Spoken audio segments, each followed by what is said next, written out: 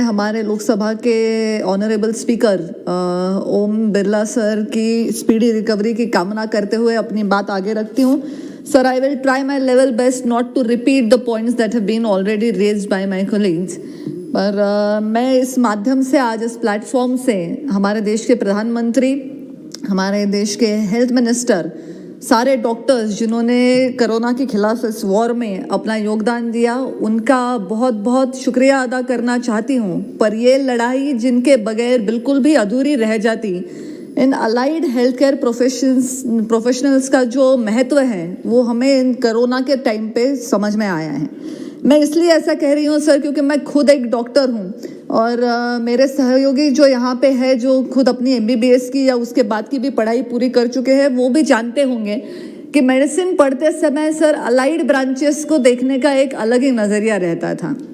I wouldn't say they are look down upon, but they not taken into consideration. मैं dermatologist हूँ तो मेरी branch भी medicine की अलाइड ब्रांच है। हम लोग आज तक इनको बहुत महत्व नहीं दे रहे थे, पर इस बिल के माध्यम से आज इन लोगों की समस्याओं को एक महत्व देके उनकी समस्या सुलझाने की तरफ ये एक बहुत बड़ी पहल है। कोरोना के दौरान हमें समझ में आया है कि फिजियोथेरेपिस्ट का क्या महत्व है, न्यूट्रिशनिस्ट का क्या महत्व है, रेस्पिरेटरी थेरेपिस्ट कितने हमारी ज़िंदगी को प्रभावित कर सकते हैं। जो लोग कोरोना से निकल करके बाहर आए हैं उनको भी इनका महत्व आज इस दौरान समझ में आया होगा। और सबसे ज़्यादा जो वैक्सीन बनाने के लिए जो वैज्ञानिक हैं, डॉक्टर्स हैं जो आगे आए हैं, उनके माध्यम से आज हम ये अलाइड प्रोफेशनल्स का महत्व समझ रहे हैं। सर, मैं एक आपसे एक्सपीरियंस शेयर करना चाहती हूँ। मुंबई जैसे शहर में जब रहते हैं और प्राइवेट लैब्स में अगर हम फ़ोन करके घर पे किसी को बुला रहे हैं स्वैब लेने के लिए, तो फ़ोन पे हमें बताया जाता था कि आज जो हमारा टेक्नीशियन है वो बिज़ी है और उसके अलावा और कोई टेक्नीशियन ये काम कर नहीं पाएगा। तो जहाँ हम एक तरफ पूरे देश में ज़्यादा लैब्स हों, ज़्यादा सेंटर्स हों, ये मांग सरकार के सामने आ रही थी, वहीं पे ये सारी लैब्स और ये सारे सेंटर्स में काम करने के लिए इन प्रोफेशनल्स को तैयार करने का भी एक चैलेंज सरकार को झेलना पड़ा। और अच्छी तरीके से हम लोग ये चैलेंज को ओवरकम करके मुझे लगता है इस स्थिति में बहुत अच्छी तरह से उभर पाए हैं। हम लोग जब health and family welfare meeting में भी बात करते थे, अपने मुद्दे रखते थे, तो जब रैपिड एंटीजन टेस्ट करवाना था तो उसके क्या स्टैंडर्ड्स होने चाहिए, उसको कितने टेम्परेचर पे रखना चाहिए, कितने सैंपल्स के बाद मशीन रन करना चाहिए, इसके बारे में डॉक्टर्स के नाते हम सुझाव दे रहे हैं। पर जो फील्ड पे काम कर रहे थे लोग, क्या वो इसके बारे में ट्रेंड थे, क्या वो इसके बारे में तैयार थे? ये सब तैयारी करने के लिए जो ज़रूरत है वो ज़रूरत मुझे लगता है कि आज इस बिल के माध्यम से हम लोग इसको पूरा कर पा रहे हैं। इस department related parliamentary standing committee ने जो रिकमेंडेशन दिए, टोटल 110, उसमें से 102 इसमें एक्सेप्ट किए गए हैं, 6 मॉडिफिकेशन के साथ एक्सेप्ट किए गए हैं। जो 2 एक्सेप्ट नहीं हुए हैं उसमें से एक सुझाव ये रहा कि स्टडी आवर्स जिनके 2000 घंटों से कम हैं उनको ministry of health and family welfare के अंतर्गत सम्मिलित करना है, जो स्किल डेवलपमेंट मिनिस्ट्री के अंडर आता है। और मैं आज विश्वस्त हूँ कि संबंधित मंत्रालय इसका सकारात्मक विचार करेगा। इस बिल की ज़रूरत इन सब चीज़ों के लिए थी क्योंकि एक रेगुलेटरी बॉडी की जो कमी थी वो इस बिल के माध्यम से पूरी हो रही है, जिससे इन सब के काम में एक सुसूत्रता तो आएगी ही, लेकिन 56 व्यवसायों के सहित 10 प्रमुख पेशेवर श्रेणियों को भी इसमें सम्मिलित किया गया है, जो आने वाले समय में हमारी हेल्थ केयर सिस्टम को स्ट्रेंथन करने का काम करेगा। सर, इसमें सर्विसेज और स्टडीज के स्टैंडर्डाइजेशन के साथ साथ रजिस्ट्रेशन जो है इन प्रोफेशनल्स का, उसका भी प्रावधान है, जो इन प्रोफेशनल्स को ना सिर्फ रजिस्ट्रेशन दिलवाता है, उनको एक डिग्निफाइड आइडेंटिटी भी दिलाता है। और साथ ही साथ सभी व्यवसायों को अंतर्राष्ट्रीय श्रम संगठन ILO और अंतर्राष्ट्रीय व्यवसाय मानक के वर्गीकरण ISCO 08 के अनुसार कोडिंग भी करा जा रहा है, जिसके माध्यम से जो लोग हमारे देश में पढ़ाई कर रहे हैं, जो हमारे देश में काम करते हैं, उनको अंतर्राष्ट्रीय स्तर पे अपने नॉलेज का, अपने ज्ञान का उपयोग करके अपनी आजीविका को हासिल करने का एक मौका इससे प्राप्त होगा और देश विदेश में अपने लोग सेवाएं दे पाएंगे। हमारे विदेश मंत्री ऑनरेबल जयशंकर जी ने कहा कि जहां दुनिया एक देश को वायरस देने वाला देश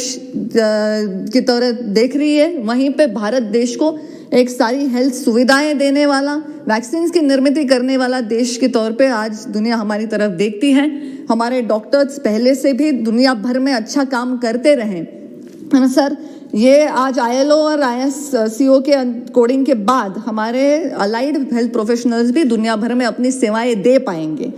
अच्छा लगता है कि ये लोग हमारे देश का नाम दुनिया में जाके रोशन करें, पर ऐसा ना हो कि उनको वहाँ इतने अट्रैक्टिव पैकेजेस मिल जाते हैं कि लोग हमारे देश में काम करने की बजाय बाहर जाके काम करना ज़्यादा पसंद करें। तो उनके लिए कोई अट्रैक्टिव सैलरी पैकेजेस का भी प्रावधान आने वाले समय में मैं मंत्री महोदय से विनती करना चाहती हूँ कि ये ज़रूर इस पर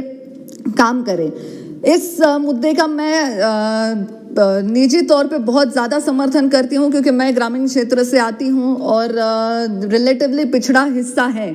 तो मुझे अच्छा लगेगा कि हमारे क्षेत्र के जो लोग हैं वो ऐसी पढ़ाई करके विदेश में जा कर के अपनी आजीविका हासिल कर सके, अपना नाम, अपने परिवार का नाम रोशन कर सके। किसानों के बच्चे इसमें आगे आ सकते हैं, गन्ने के खेत में काम करने वाले मजदूर के बच्चे इसमें आ सकते हैं। हम तो हमेशा अकाल से जूझते रहने वाले क्षेत्र हैं, तो हमारे लिए ये सारी चीज़ें बहुत महत्वपूर्ण हैं।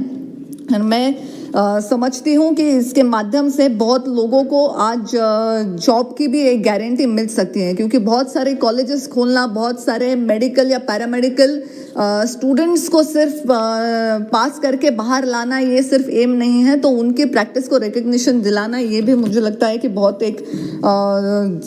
आज समय की ज़रूरत है। सर वैसे तो मैं डॉक्टर हूँ, एलोपैथी की डॉक्टर हूँ, तो डॉक्टरों की बात करना तो मेरा उत्तरदायित्व तो है ही, पर आज इस असंगठित क्षेत्र के व्यावसायिकों के बारे में, इन कर्मचारियों के बारे में, उनके विषय के बारे में मुझे बात करने का अवसर मिला, इसमें मैं अपना गौरव समझती हूँ। मैं ज़्यादा लंबी बात नहीं करूँगी सर, पर मुझे लगता है कि इस बिल का टाइमिंग जो है वो बहुत ही महत्वपूर्ण है, क्योंकि हमारे ऑनरेबल हेल्थ मिनिस्टर जी ने भी अपनी स्पीच में कहा था कि हम जहां कोरोना से लड़ाई कर रहे हैं आज के प्रेजेंट समय में भी, आने वाले काल में भी हम लोग जो हमारे